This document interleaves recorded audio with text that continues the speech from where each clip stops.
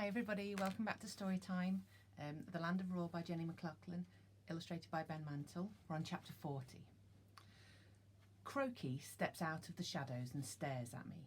His hair is sticking up even more wildly, and he's still wearing Grandad's t-shirt, only now it's ripped and grubby. Suddenly he grins, and his smile is so wide that a couple of stitches pop open, and some straw floats to the ground. Amazing! Raw's mighty masters, Rose and Arthur Trout, simply walk into their very own dungeon. Let us out, I say, standing as close to the bars as I dare. Rose appears at my side. Let us take our Grandad and go home, she says. You never have to see us again. Croaky's eyes grow wide.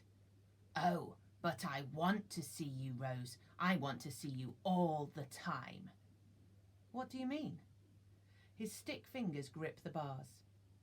I worked something out that everyone else was too stupid to notice. He pushes his sack face against the bars. We need you. You always disappeared for a while, went to home or whatever that place is called, but then you turn up again like a bad smell. This is too much for Rose. We're the bad smell. Croaky puts a finger to his lips. Shh! Then one day you just stopped coming. Months, then years passed with no sign of Arthur or Rose. At first it was marvellous, the mischief I caused. His face lights up before twisting into a scowl. But strange things began to happen. First, there were the earth wobbles. Then holes appeared in the most inconvenient places and things started to disappear. The unicorns were the first to go. I couldn't care less about them. But when these stopped working... He hunches his shoulders, letting his wings unfold until they're brushing the sides of the tunnel. They beat once, twice, sending a single feather floating through the bars. I was furious, and all because of you. But I wasn't going to sit in my castle mouldering. I built my army. I made spies that could fly for me. But what good were they if Raw was splitting in two? Although it pains me to say it, without Arthur and Rose Trout, Raw falls apart. Literally. How do you know all those things happened because of us?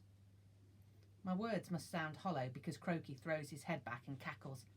It has everything to do with you. When you turned up at the crow's nest, I flew for the first time in years. Rose shakes her head in disbelief. So what? You're just going to keep us here? He smiles and nods. I spent hours in that tunnel waiting for you to come back. Then finally that old man came through, and when he started calling out for Arthur, well, I knew it was only a matter of time until you came looking for him. Yes, I'm keeping you here, Rose Trout. I'm keeping you here forever. And there's Croaky, looking so cross.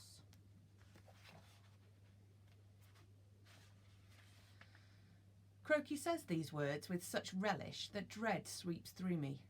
Will we be a case on the news? Two children and their grandad who vanished during the summer holiday?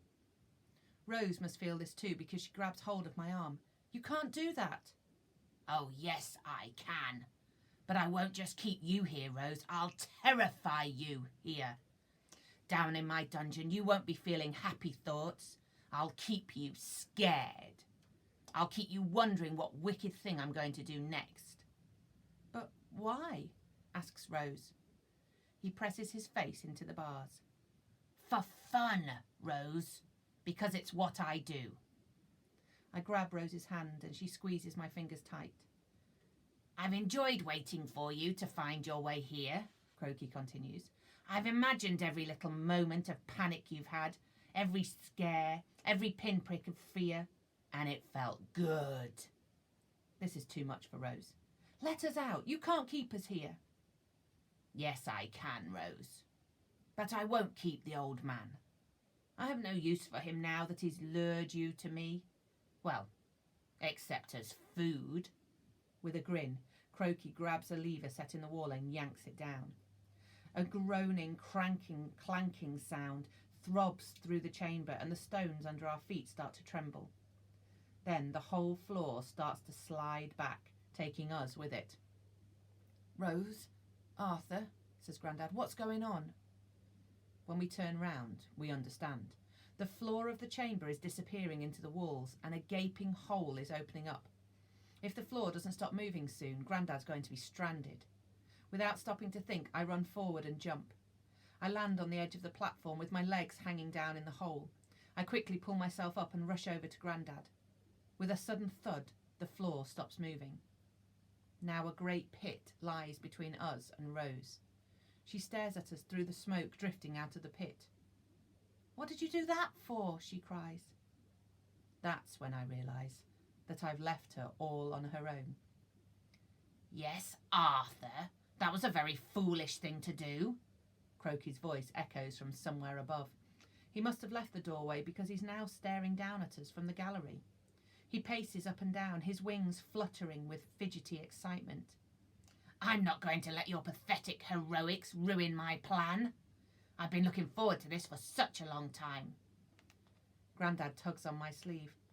"What's in that hole, Arthur?" I crawl to the edge of the platform and peer over. A disgusting smell drifts out of the pit, a mixture of meat, sulphur, and something that reminds me of the reptile house at the zoo. Fear prickles over my skin as if my body can sense danger, and then, far down in the pit, I see movement. Something is crawling towards me. "What is that?" I whisper. Croaky leans over the wall of the gallery and cackles. "Someone very, very hungry. But don't worry. She only eats food from her special feeding area." "Oh no. Your Grandad appears to be chained to her special feeding area." The huge, gnarly creature creeps higher up the wall and into the dim light. She has red eyes and thick, cracked skin. Black smoke seeps from her nostrils, and her teeth glint in the darkness. I gasp, "Bad Dragon!" As if in reply, Bad Dragon opens her jaws in a deadly grin and breathes out. Flames race up the wall of the pit, sending me scurrying back towards Grandad. He pulls me to him, and we press our backs against the wall as the flames lick our feet. "Arthur," he says, "is it my imagination? Or is it getting hot in here?" And that's the end of chapter 40. See you next time.